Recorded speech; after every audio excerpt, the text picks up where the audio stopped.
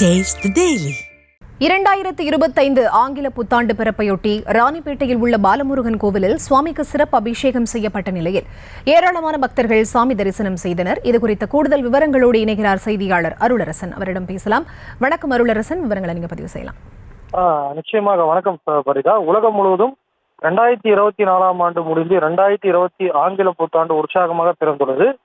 இதை முன்னிட்டு கோவில்கள் மற்றும் தேவாலயங்களில் மக்கள் கூட்டம் அதிகமாக காணப்பட்டு சுவாமி தரிசனம் செய்து வருகின்றனர்.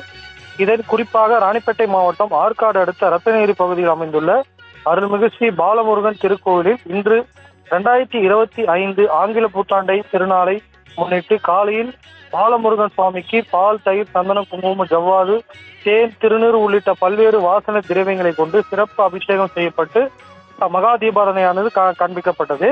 தொடர்ந்து இந்த புத்தாண்டு தினத்தை சுவாமியை தரிசனம் செய்யும் விதமாக ரத்தனகிரி, வாலாஜாப்பேட்டை, ஆற்காடு, பூட்டுக்காடு, தீமிரி, கலவை உள்ளிட்ட பல்வேறு பகுதிகளிலிருந்தும் அதே போன்று பார்த்தீங்கன்னா சென்னை, வேலூர் உள்ளிட்ட பல்வேறு மாவட்ட தலைநகரிலிருந்து ஏராளமான பொதுமக்கள் இந்த நீண்ட வரிசையில் நின்றபடி சுவாமி தரிசனம் செய்து வருகின்றனர்.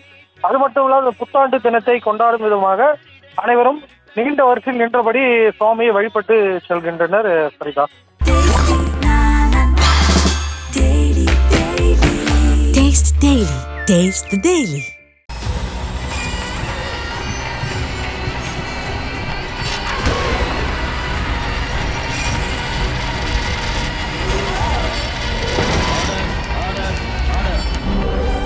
நிகழ்தகவு குற்றங்களின் மறுபரிமாணம். நாள்தோறும் இரவு 10 மணிக்கு இணைந்திருங்கள் நமது நியூஸ் தமிழ் தொலைக்காட்சியோடு.